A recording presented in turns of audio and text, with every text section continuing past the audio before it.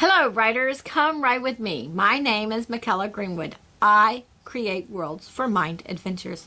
Welcome to my channel, Write with Michaela.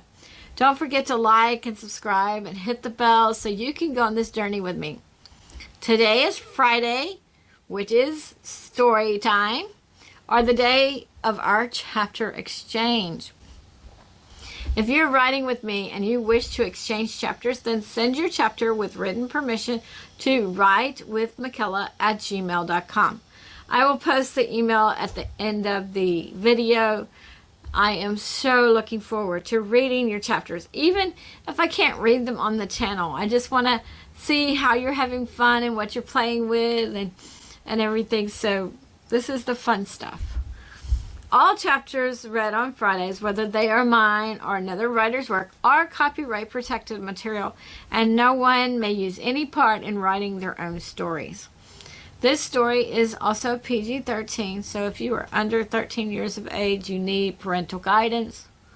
This story is in its rough draft stage, just as the last story we heard. The title of this story is Tajiia, and today we are reading chapter 21. If you would like to read along, then send to the email I stated earlier and request a PDF of the chapter. Make sure you are specific about either City of the Ancients or Tajiia and which chapter. Now let's start. Tajiia, chapter 21, King Pomodestone.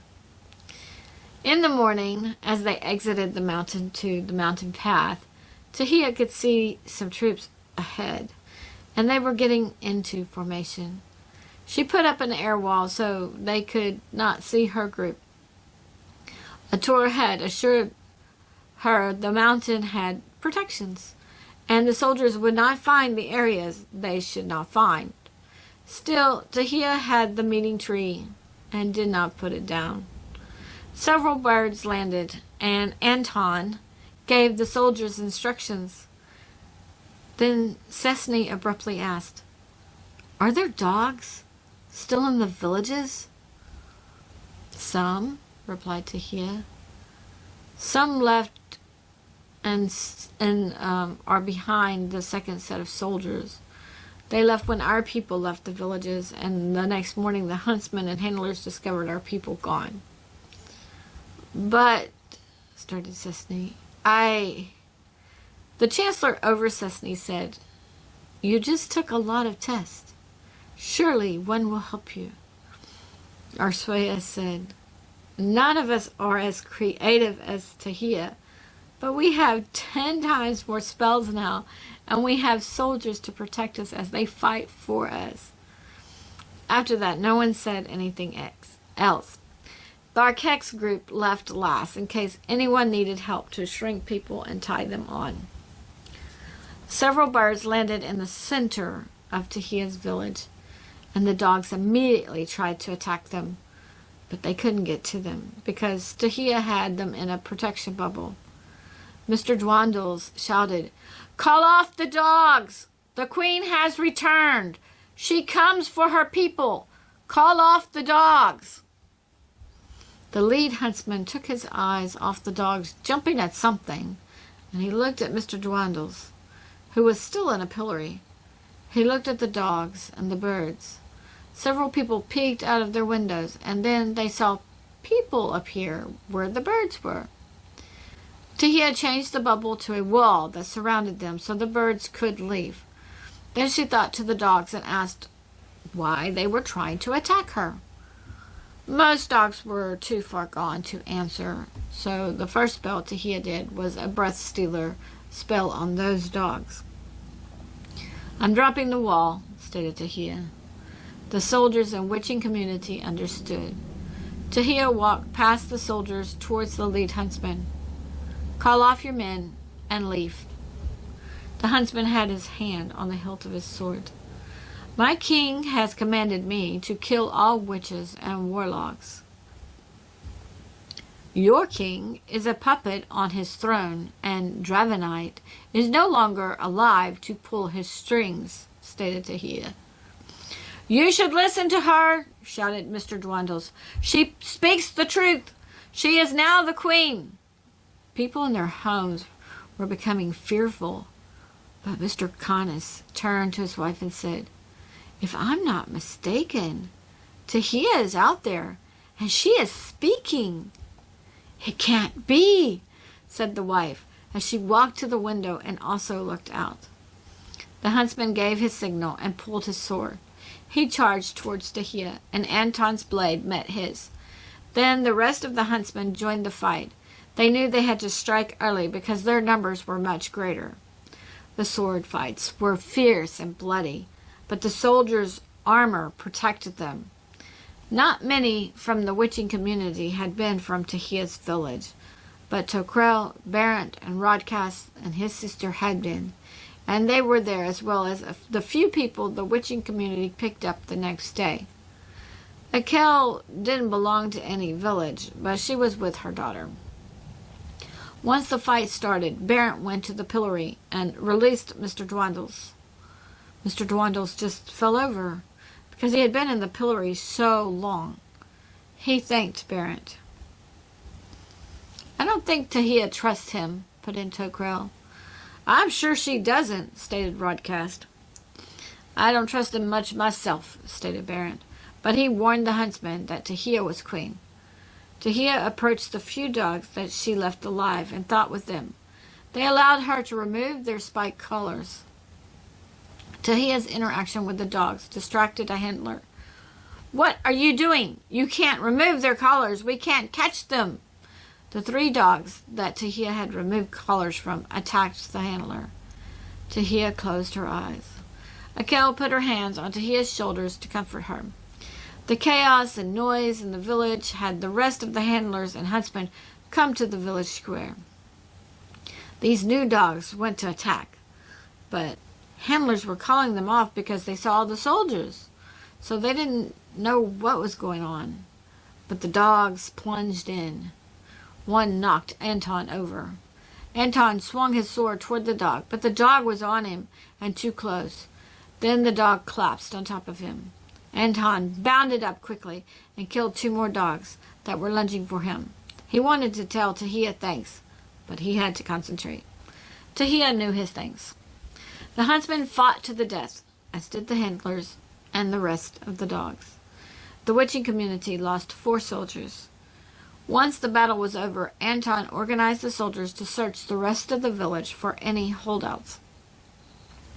The people in their homes still peeked out their windows and didn't dare come out of their homes yet. Tajiia went over to Mr. Dwindles, who was sitting up. Akel was behind her. Mr. Dwindles looked up at her and said, "The animal said you were a witch, and that you needed to go to the special area, but I could not tell you. I could only say things about the special area in front of you." Tajiia assessed him. She still felt like he was a traitor. "My chickens didn't tell me," stated Tokrel. "Nor my goat me," stated Rodcast. "That's because you don't listen to the goat," said his sister with her hands on her hips. Mr. Dwindles looked at the sister. Then he looked back at Tajiia. "I knew something was up with your family a long time ago." He motioned to Akel. "I knew when she came. The animals said that the prophecy that no one could understand, the 2 witches now understood." Tajiia glanced at Akel. She looked back at Mr. Dwindles. "Still, you work for the king." No, I don't work for him," protested Mr. Dwindles. "The king has accused me of knowing more than I tell, but I never spoke about you or to you." Akel placed her hands on Tahia's shoulders once again. "You must trust him for now. A soothsayer's magic is different from our own." Anton reported things to Tajiia, and she invited the villagers to come out.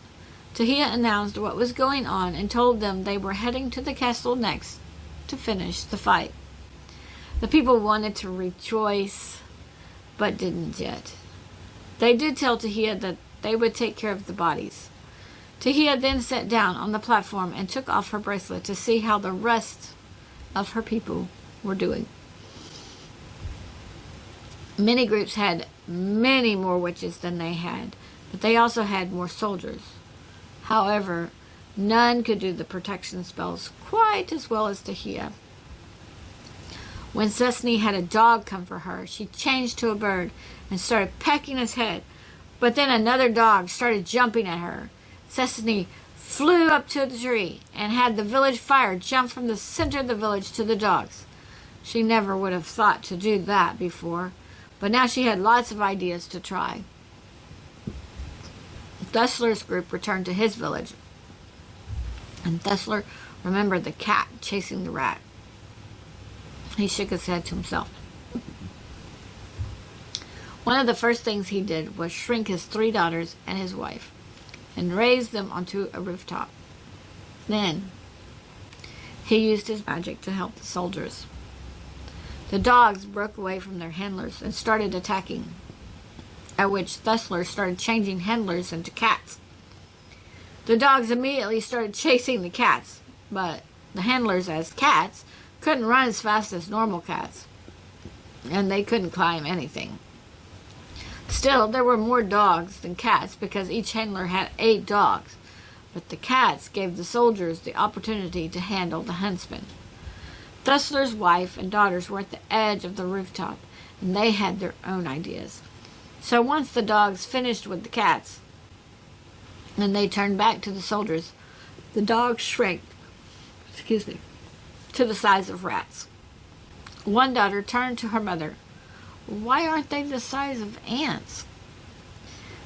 "Probably you don't have the right word, dear," replied the mother. "We will ask someone to get the word from Tajiia." The rat-sized dogs were still attacking, but the soldiers just kicked them, and they flew several yards across the village center, and the soldiers were able to keep fighting.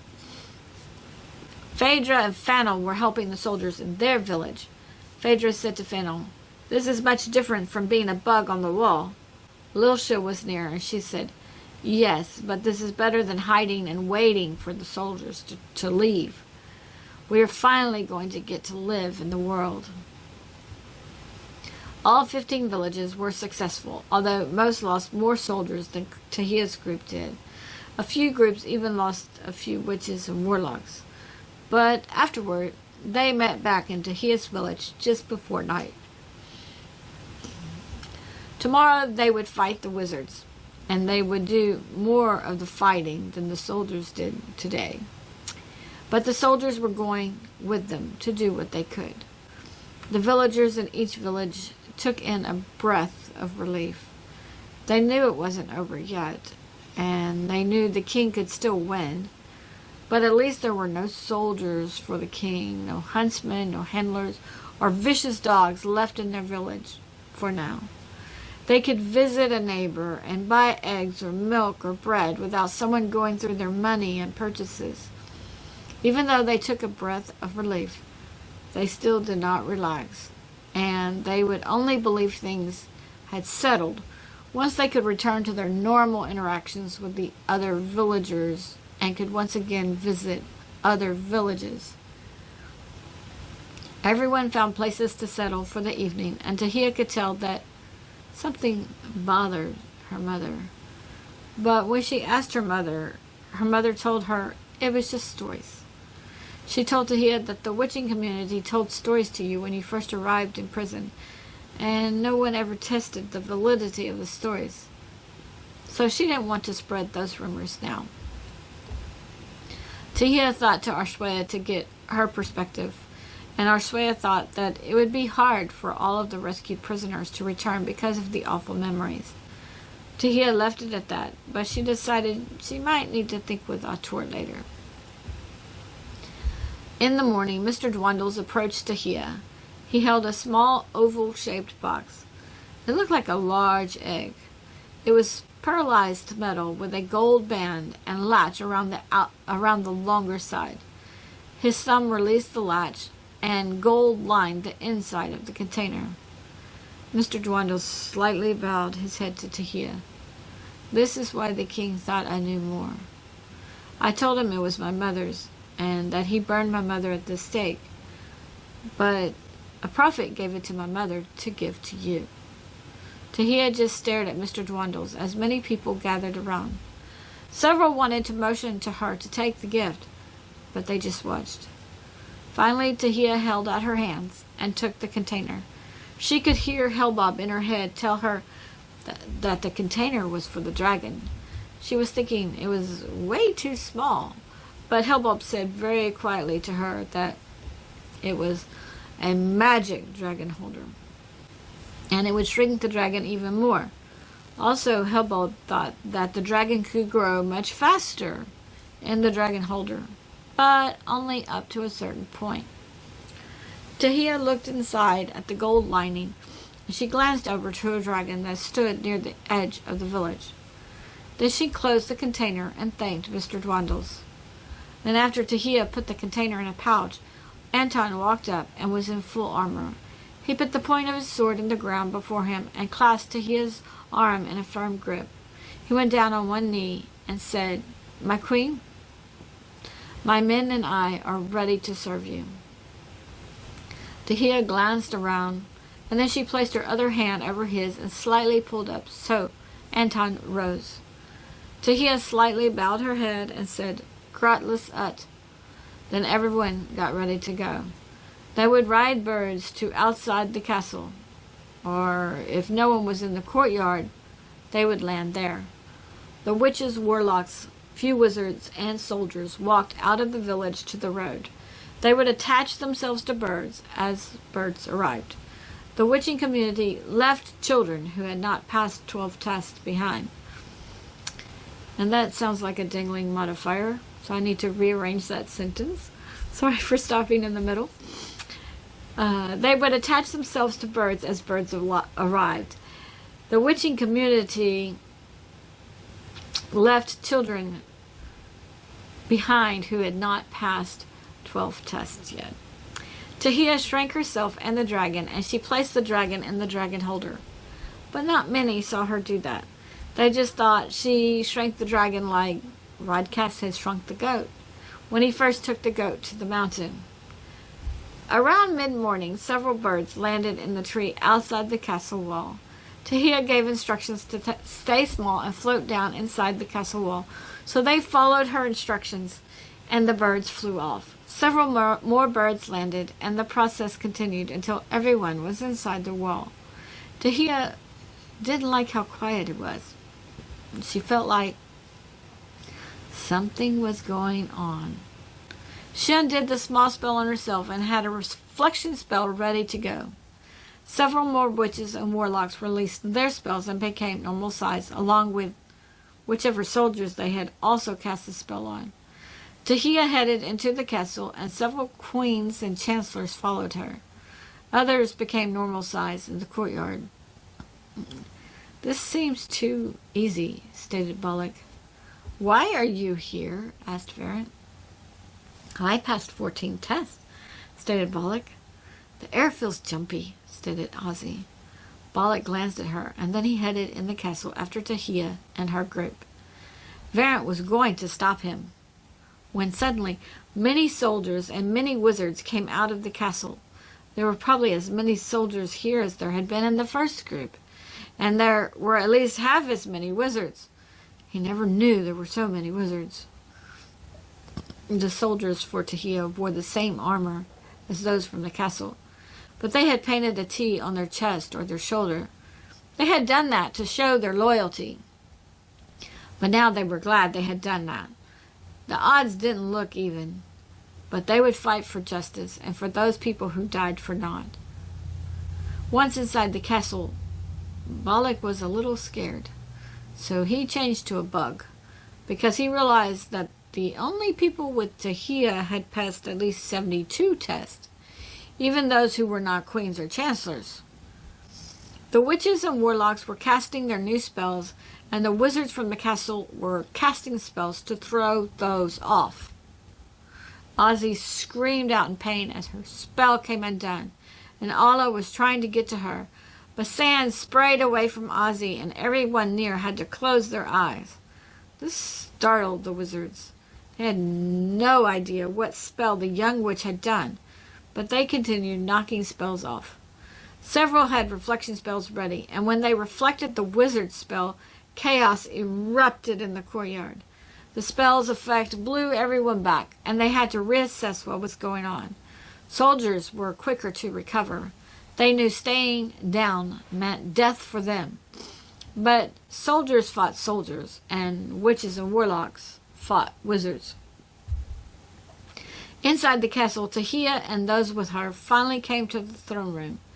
King Pomodestone sat calmly on his throne as 12 wizards spread out to either side of him. The doors closed behind her, and King Pomodestone said, "I'm glad you finally came, Tajiia." He motioned to his sides. "Trevenite sent word ahead that you would come." Tajiia realized a couple of things. One, the 12 wizards he motioned to had not left the castle. Those words came from the wizards outside, fighting the rest of her community. The other thing she realized was that none of the 12 wizards needed their wands, but they all had ill-gotten, forbidden magic. She wanted to relay that message to her left and right, but she feared the wizards could read thoughts, so she pulsed feelings. "This should be a grand show," said Pomodestone as he leaned back in his chair. Tajiia smiled slightly. "I see, Trevenite. You have taken up your idea and inhabited the king's body." Several wizards glanced to their sides, but King Pomodestone just raised his eyebrows. Ator immediately knew the message, especially after receiving the feelings. He wanted to send thoughts to Arswaya, but he dared not. "Since you no longer need the ruse, then let's dispense," Balak thought to her. "Yes, it is human." Tajiia didn't know how Balak was sending her thoughts, but she continued. "With these." She quickly released a spell that stripped all the wizards of their wands, and the wands ignited into flames. All the witches and warlocks with Tajiia took an involuntary step back. They realized what was next. They would be fighting forbidden magic. King Pomodestone sat up straighter. He now feared his wizards could not match Tajiia and her ragtag group. He thought about his secret exit. The wizards knew this was their opportunity to strike, so all 12 sent a spell. Tajiia blocked most of them. A few in her group blocked others, but lethal spells sent several rolling back, and they screamed out in pain. They realized the importance of the morning prayer they had said. Most said the morning prayer a second time over themselves, just in case that would help. King Pomodestone leaned back in his throne and relaxed. He would let the wizards win, and then he would punish them later for their disobedience. Tajiia sent the words to the new reflection spell, and just in time. Several in Tajiia's group also blocked and reflected those spells from hitting the witches and warlocks on the floor to give them a few more minutes to recover. Tajiia started thinking to them all of Trevenite's tricks. The witches and warlocks started sending spells against the wizards, and the wizards reflected those. Balak, as a bug, wondered to himself what possessed him to come inside with Tajiia. Outside, Carmise was struggling against a thorny vine when Tola said to her, "Were you not there when Balak wanted to be a rock?" Carmise pushed her eyebrows together. At first, all she could remember was that Tajiia had said that the soldiers might sit down near or around Balak and his grains might run out. She saw Tola reflecting spells. Then she remembered that Tajiia said a whole list of things, like even a button. And after a button, a bug, Carmise realized that she was focusing on the wrong thing. So she stopped fighting the vine and changed to a bug. Henton ducked as magic flew over his head. This certainly was an unusual situation. The soldiers usually displayed their authority and no one really fought back. But now he was fighting some well-trained soldiers, and several times he wondered if certain soldiers would switch. But he kept fighting and didn't look to the ground because soldiers, witches, and warlocks lay dead. Anton glanced over his soldiers to see if any wizards had died, and he didn't see any dead yet. Then his anger escalated as he realized these wizards could have cleared innocent people and not burned anyone, except witches or warlocks that harmed someone. Granted, he didn't think witches and warlocks would ever have a fair trial with such prejudice, but King Pomostone didn't have to ever kill innocents. Anton became aggressive and killed his opponent. Then he turned and said some words in his mind, and he imagined the 5 wizards before him tied to a stake and burning as they had done to his mother. Instantly, fire flew from Anton to the wizards, and magic had tied the wizards to a stake, and they were on fire. The battle stopped, and time stood still as people watched the fire envelop the wizards. "That was for Kahandra," stated Anton. Then he turned to the next soldier and cut him down. "And that was for my father." Allah had seen his fire, so she tried the fire once again. Then she saw the wizard shooting his spell to undo hers. She didn't actually know they were undoing spells. She thought they were just reflecting, and she didn't want it to reflect. So suddenly her mind pictured her fire as a snake that dove under the wizard's spell and then is swerved up and then dove down into the wizard's robe. The wizard jumped around and tried to get the snake of fire out of his robe. That's when Allah remembered to add the words for heat.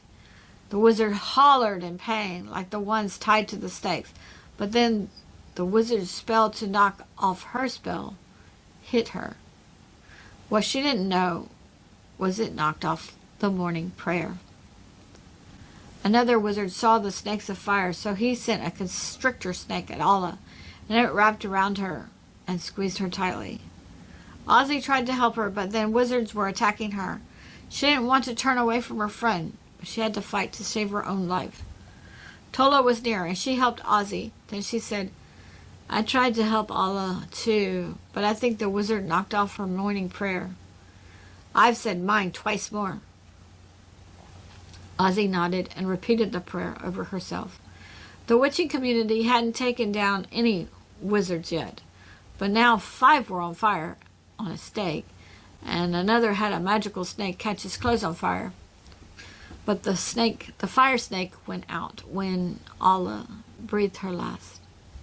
The 5 burning wizards built up hope for all in the witching community. Most of their spells weren't lethal, but they all could do the fire. That was the first test. They just had to remember to add some heat. Tokrel remembered Phaedra's spell in the mountain, so she decided the wizards wouldn't expect that. So she tried to turn a group of wizards into ants. Only at the last minute she inserted a word she knew intimately. Pecolo. The next thing everyone knew was there were 9 chickens in place of 9 wizards. Tokrel looked with wide eyes. "Oh, I need to focus more." She said the spell again, and this time she made 18 wizards as ants. Barrett was casting spells himself and reflecting things. "I heard stories that Tajiia didn't want the soldiers to eat people." A soldier fighting near him made a face. As Tajiia's soldier paused. "Are you switching?" asked the soldier. The soldier looked around. The odds still looked in the castle's favor, but the battle was unusual. There was sand everywhere. He turned back. "We don't eat people." He paused. Tajiia's soldier said, "Fight with us. The king burns innocent people. I'm not sure the story with eating people, but we can get that later. But fight with us," repeated the soldier, and he turned to his next opponent. The one soldier looked at the warlock who had spoken. "Tell me why you said that." Then one of the king's soldiers swung at him, and he instantly blocked. Barrett motioned between spells. "If the chickens eat the ants..." At that moment, a chicken let out high-pitched cluck and exploded with feathers going everywhere and a dead wizard lay on the ground along with body parts of another wizard. Then several more chickens exploded. None knew how many ants the chickens ate, but they counted 7 dead wizards on the ground. They didn't know how many wizards the body parts represented. The new soldier looked over. "I'm never eating ants," he said, and he continued fighting. More witches and warlocks got more ideas, and even though the king's men outnumbered them, they started reducing the odds against them. No one was sure about trying to quell spells, though, because exploding chickens wasn't something any of them wanted to see again. But turning the wizards into animals at least reduced the number they had to deal with at one time, so several cast spells. Then suddenly one wizard was an elephant, and people moved away from him. Tola said to herself, "Okay, I was around Waggler too much, and I guess I wanted him to battle with us.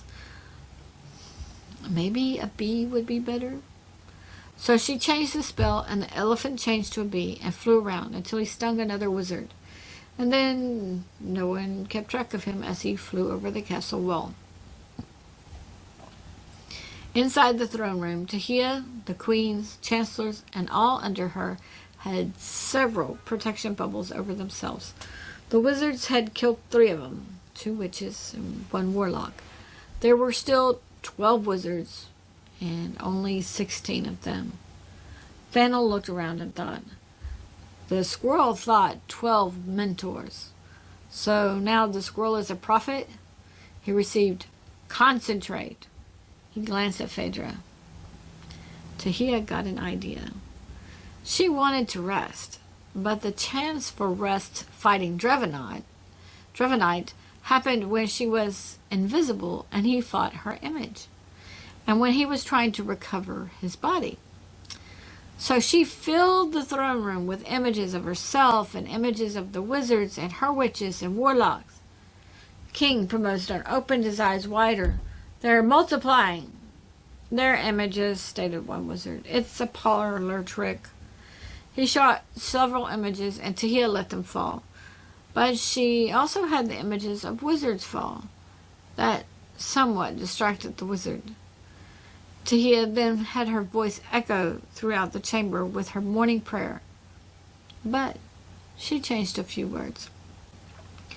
"Oma tratul omis trostil bulstais iguan toklukla declur iguan."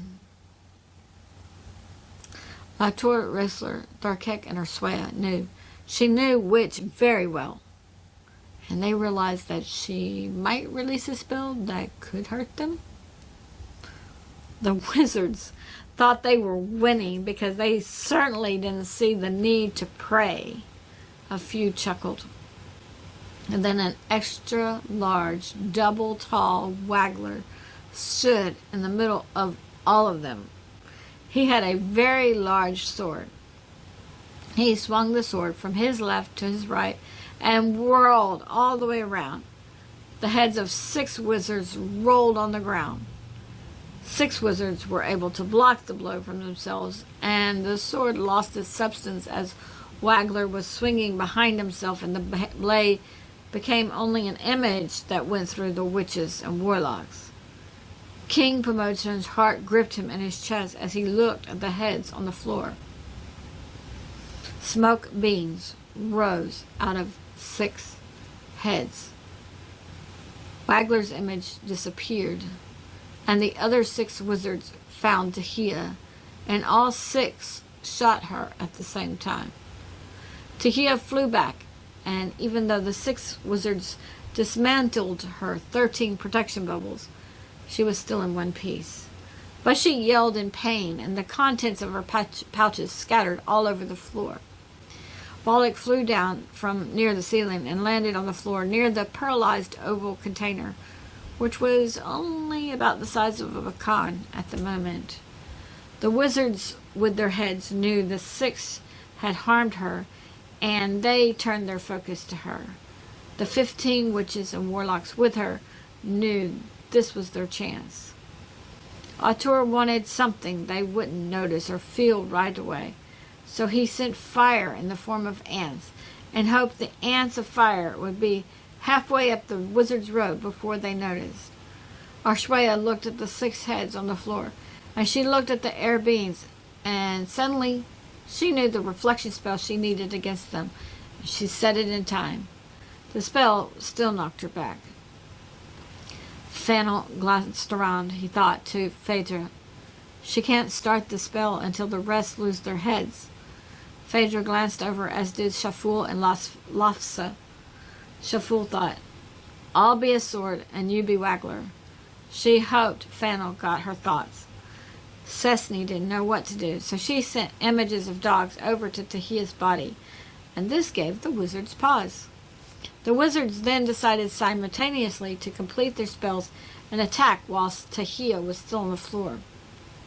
The original blow had knocked Tajiia back and had hurt her severely, but she had learned from Anton to get up quickly, or as quickly as possible. She had made an image and she had turned herself invisible, but the wizards believed what they saw, especially with the dogs there. Tajiia hoped Cessny left the dogs because she was using them for the reflection spell, but she was using the reflection spell that she used against the air beings. Phaedra whirled to Shaful and gripped her shoulders just before Shaful said the spell to change. All the wizards were concentrating on killing Tajiia. Phaedra held a very heavy sword, and she turned to hand it to Fennel. Fennel thought to himself that he would rather be Commander Poulton, but he knew that changing wouldn't automatically give him abilities of being a great swordsman. Tharkek and Chancellor saw the sword, and they glanced around to see who else could make themselves a sword. Lafsa walked to Chancellor Wadcolt while she was saying the spell. She knew they couldn't discuss things, and she pictured in her mind a very sharp sword.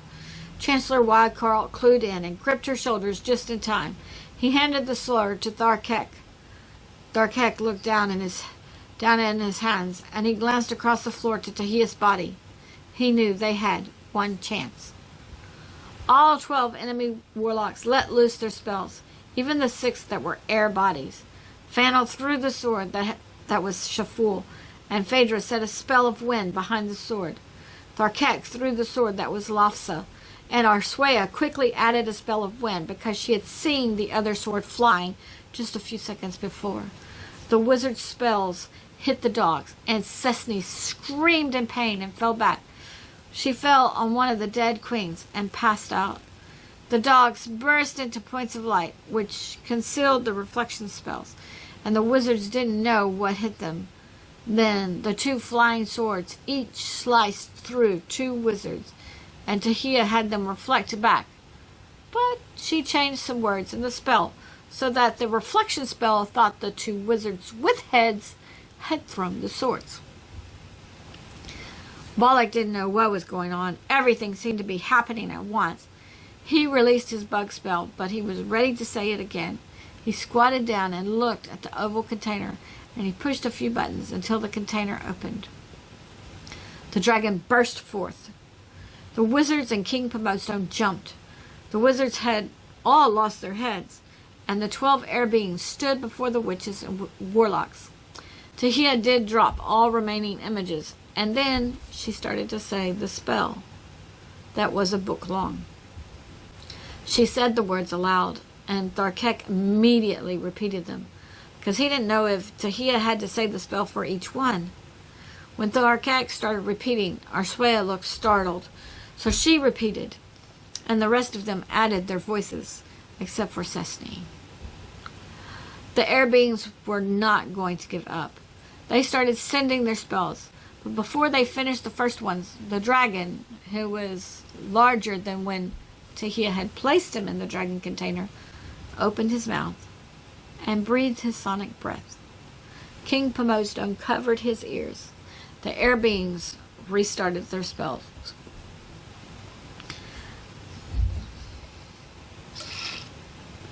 Outside the castle, Tajia's side was gaining, to the point that they were rounding up the last few soldiers who were still loyal to the king. Dead bodies littered the ground, and Tajia's side only had a dozen or so wizards left to contend with. But they were different animals. Of course, A few wizards might still be ants. They had lost many witches and warlocks, but they looked around as the battle seemed to be at a standstill. Then they heard the shrill noise, and that's when they thought on the battle inside. Anton grabbed the cape of the nearest warlock. "Come on, let's see if we can get to the queen." He took off running. Weremize, the warlock, glanced around, and he followed Anton. Several more followed him.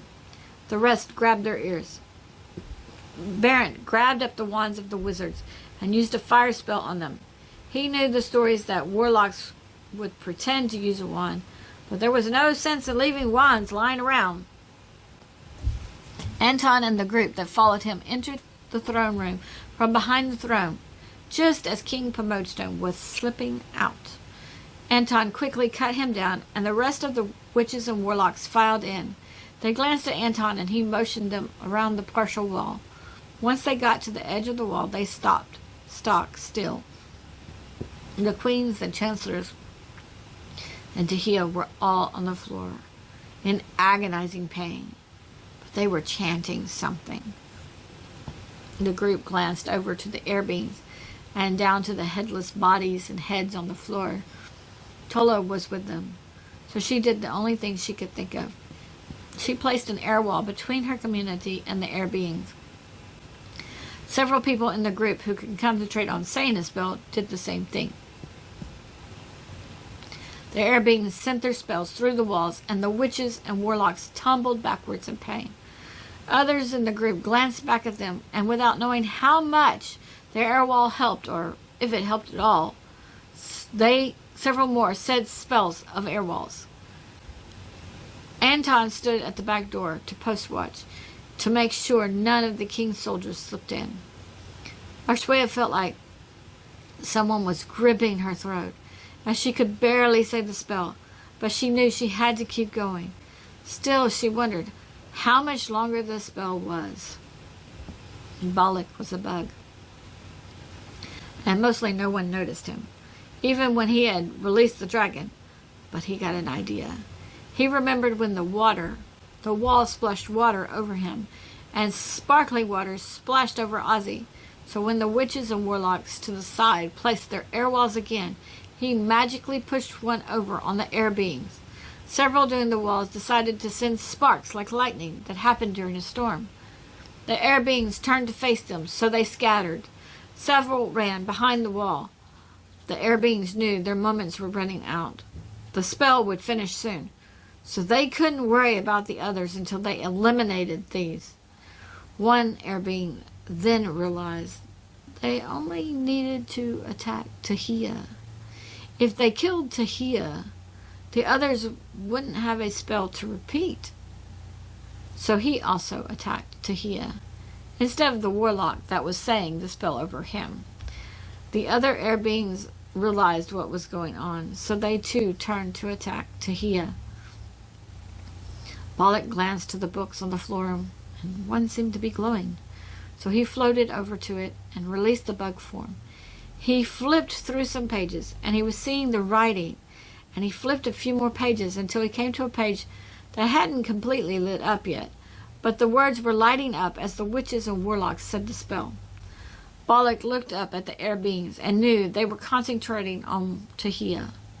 What could he do? He saw the ones to the side come around again and start their air walls once again. This time, he added a spell to it. The air beings knew their time was short, so they increased the spell. The spell was so lethal that surely Tajiia could not survive all 12 blasts of it. Arswaya knew the last several shots had only hit Tajiia, and her own pain had lessened considerably. She saw magic enter the air walls, and she glanced back at Balak. She turned and added her magic to the wall. She thought she knew what he was doing. The witches and warlocks around her followed her lead. The air beings released their deadly blows, and the witches and warlocks were screaming in pain and releasing their walls. But they had held them long enough. The walls made the spells all small. The spells looked like little zaps. Balak ran over to Arswaya with the book. "I think you stopped speaking around here." Arshwaya could barely hear him because of the dragon's sonic breath, but she quickly understood and started reading where she left off on the spell to say the small spell. Tajiia finished saying her spell, and the four winds came in again and ripped an air being apart. And that's when Tajiia noticed that King Pavo's stone was gone. Then Arshwaya finished her spell and passed the book to Tharkek. Several around Tharkek gathered closer, and they started reading where they had left off. The air beings turned their focus to the books, but Tajiia put up the air wall before them. And this time, when the air beings sent their spells, the air wall sucked them in. "Oh yeah," said Bollock over the dragon's breath. "I will let Merc know that his idea worked the best." Then suddenly the air wall burst open and the air beings burst out. Bollock and the witches and warlocks on the side backed up. Tharkek's group finished their spells and he was passing to the next group. Wind was swirling around and pieces of the ceiling fell. Tajiia looked up and around. She placed a dome over the group to the side, and she placed another dome over the people reading the book, including those that had already read. She placed a dome over Cessny and the dead bodies. She didn't know Anton was behind the wall. More finished the spell, and more wind came in to rip apart the air beings. There were 3 air beings left. Finally, the last needed 3 finished the spell, with 3 still chanting. But the book stopped glowing, and once again looked blank. And the last 3 sets of 4 winds came in and ripped the remaining air beings apart. The dragon stopped his breath, and everyone lay back on the floor to recover. Anton came around the wall and went to Tajiia. "My queen, are you okay?" "Yes, I'm okay. I just need to rest," replied Tajiia. "Okay, I'm going to find some soldiers and we are going to check out all the grounds," stated Anton. He left to get some soldiers to check things out. Tajiia lay her head back on the floor and just tried to breathe. The dragon lay beside her and lay his chin on her stomach. His whole head didn't fit anymore. Bollock also went to her. "We made it out because of you," he said. Tajiia closed her eyes and shook her head.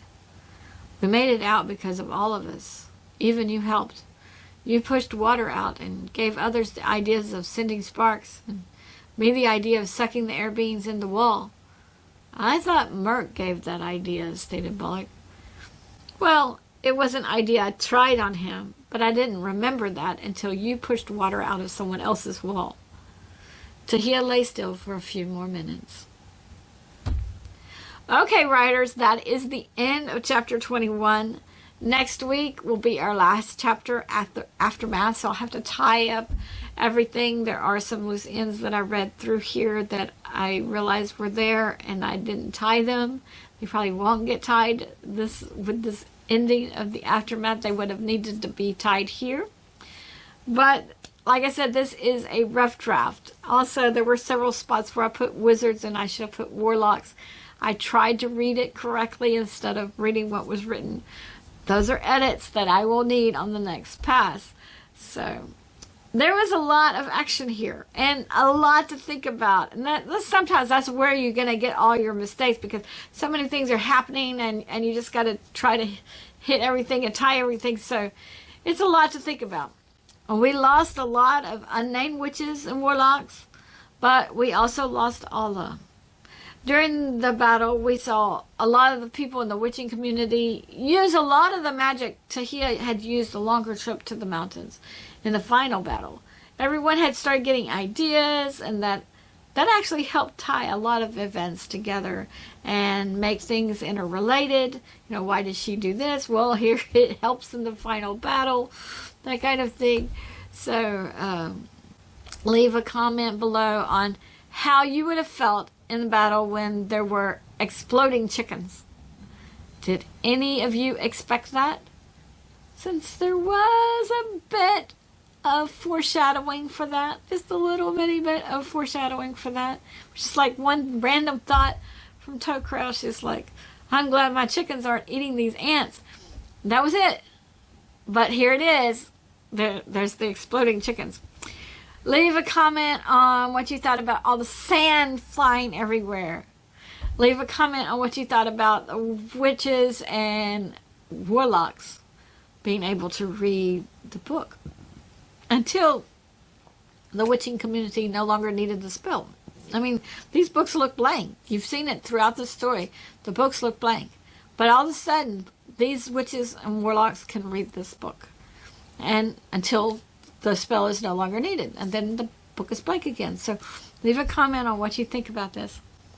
This is just fun stuff. We are running and learning, and then we were fighting, and we had soldiers join us. King Promotion was just a puppet, but Dravenite was not the only warlock with ill-gotten forbidden magic. He was just one of 13. And that was something I wanted to put in with the mother's thoughts and her stories.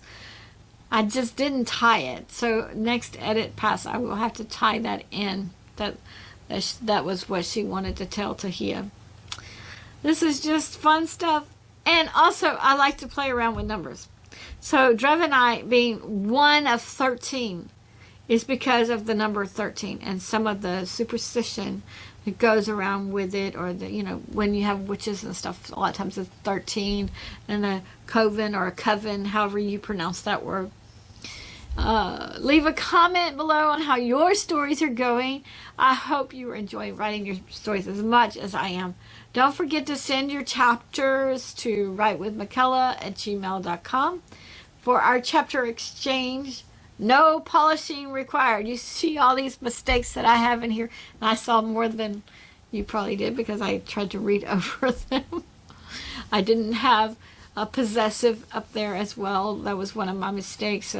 The soldier's armor, so it should have been, you know, a possessive because it was, the armor belonged to the soldiers. I don't know. We haven't spoken on those things yet, but that was a mistake up there. So that needs to fix. Just doesn't matter. We're having fun. We're reading. We're together. We're writing together. So it's just fun. So you don't have to polish it. And sometimes it takes readers to find that you hand your chapters out to some people and they'll ask you and stuff like that. One sentence didn't flow, and so people might hand it to you and say, what are you trying to say here? I don't get this. So then you can fix the flow of that thing and stuff. So there was a couple places where the sentences didn't flow today. Join me Tuesday for an analogy for writing stories. Join me Friday for the last chapter of Tajiia, chapter 22, Aftermath. Visit my website, bymichaela.com, and read some character bios. Leave a comment below on which characters on the website are your favorites so far. Don't forget to hit the like, subscribe, and hit the bell so we can continue to write together. Thank you for joining me today. I really appreciate your participation. If you know someone who would like this video, then please share with them. This is Michaela with Write with Michaela. Bye for now.